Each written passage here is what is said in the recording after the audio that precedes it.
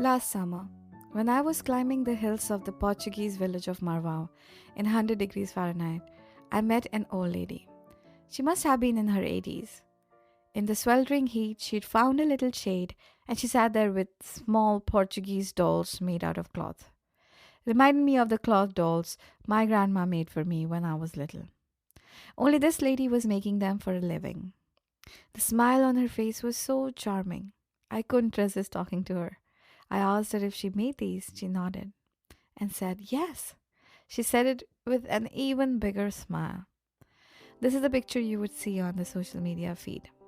Such courage, such will, and such enterprise at this age. To make these cloth dolls and sell them to support her was something that can truly inspire anyone. I saw many majestic castles in Portugal. But you know what? Honestly, this is the one memory that is forever etched in my mind. This lady was one of a kind. Amazing women like her surround us all, but we don't always know them or their stories. I think we should fix this. What do you guys think? Let's do this.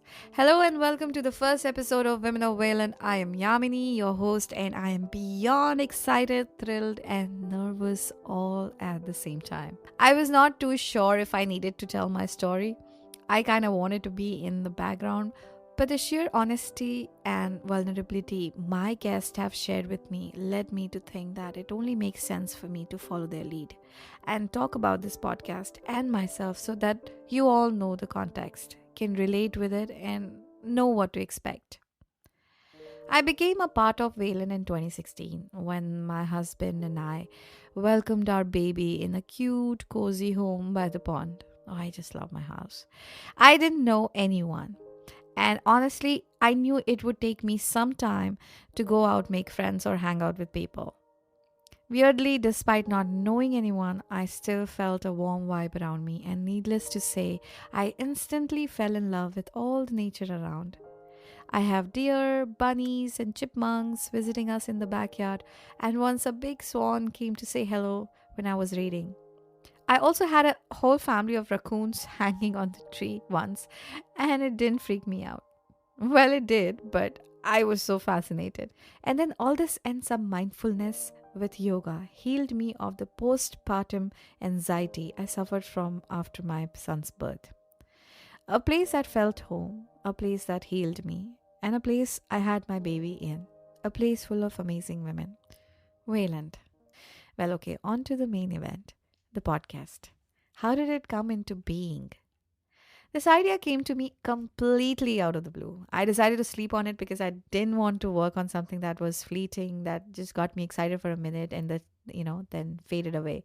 So I waited, I slept over it, and I was very cautious about telling it to my husband, who is also the only adult I usually see around. He has a PhD in business strategy, so his opinion mattered this time. Most of the time, it doesn't. So here is what I was thinking of at that time. Like literally, I simply wanted to bring together the women in our community through the power of storytelling. I wanted to share the incredible, amazing, and unique stories of women who I was noticing were all around us. Well, let me give you a glimpse of what they do. They run marathons. Isn't this very important to mention since we come from a town near Boston and we pride ourselves for our sports? Women around us have amazing things going on for them. Women around us have non-profit organizations. They're delivering meals for new mothers and those who have lost someone to those in need. They're moms who have incredible work in arts, literature, and science to their name. They're career women, realtors, some who are moms of amazing kids with special needs, some women who are single moms, women in general, who are everywhere, who have traveled a path and they have a right over their unique journey and the lessons they have learned along the way. They're expert in so many different ways. I'm so excited of this prospect of delivering these powerful stories to the world. Now, this may sound kind of crazy, but you have to know it that I have always felt a strong desire to connect with my community on a deeper level, no matter where I lived.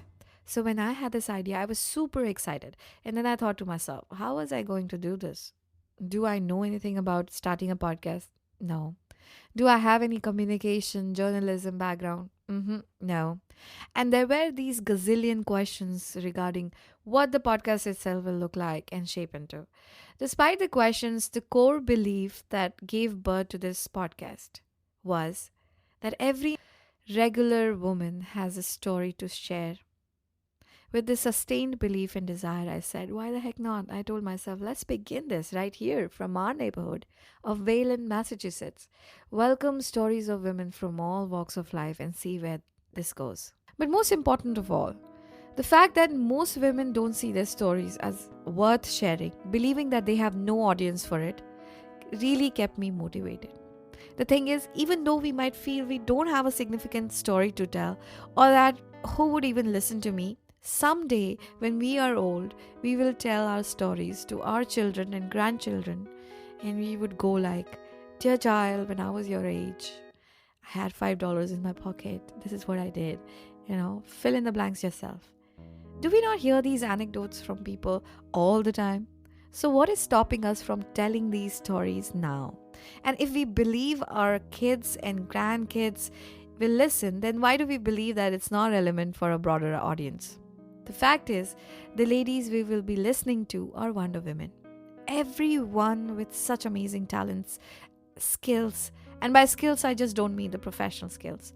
Of course, that is sort of a given, but the journeys and experiences that these women have had that changed their lives and are so powerful that each of us can also learn and elevate our lives by listening to them. Now, something about me. Like I said, I don't have a background in podcasting. Isn't this like a new thing, podcasting? Well, actually not. Podcasting has been around since ages and it has been gaining in popularity as a medium of communication steadily, and one might even say rapidly in the recent times. Since there is no screen time, listening to a podcast does not take away your solitude or focus when you're in a deep state of therapeutic flux, like, when you're cleaning the house or doing the dishes or commuting. Well, I found the joys in listening to these podcasts when I wanted to be alone, but yet have someone speak to me or have a deep conversation. What an oxymoron, right? Coming back to my background. So, if it's not in podcasting, what is it in? Well, rearing child with amazing abilities, cleaning a house like Mary Kondo, or cooking like Dave Ramsey without rage. I think I do it all. But in all seriousness, I am a biotech engineer trained in international marketing MBA from India and Germany with working background of hospitality, B2B and startup. If my journey never made sense to me, how will it to you, right?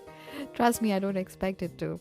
The only thing I knew after this idea was that I had to do my homework, go on a research mission, and tried meeting people who were jumping into podcasting with no clue, just like me. I was so obsessed with it. Obsessed with the homework, yes. And even though I had no clue how I was going to do it, I knew I could do it and that it would take all that I have. Also, I'm very grateful to people at PRX Podcast Garage in Cambridge and Arts Gallery Wayland for their tremendous support I would not have done without. And my husband and toddler for helping me out and letting me work.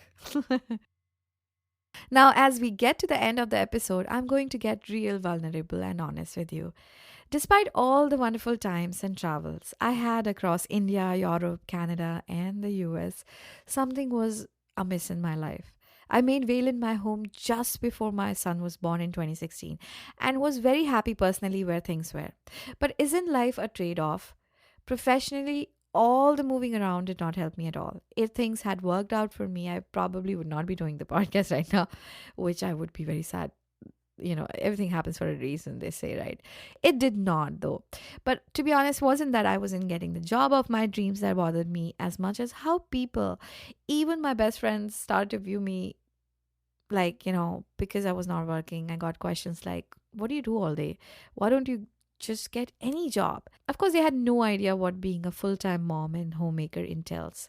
So I don't blame them. And then something remarkable happened. I discovered that I wasn't alone in this.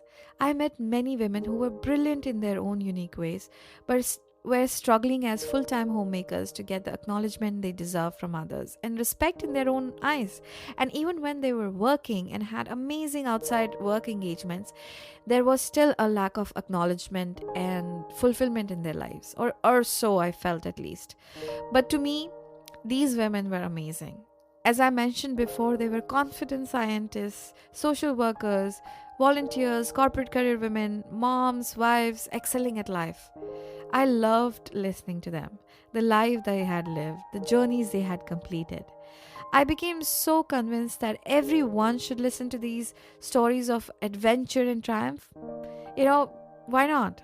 If it makes me feel so good, the chances are many other women might also find them amazing.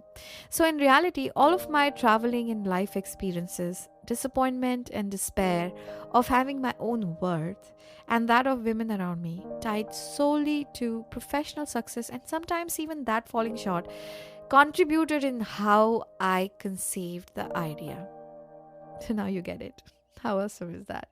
Now, all I can say is the first season of Women of Wayland, the podcast, has simply been a blast. I've learned so much, grown so much, and simply loved every moment that I've been doing it. And you know what, guys? That's the only thing that matters, loving what you do. So, guys, stay tuned.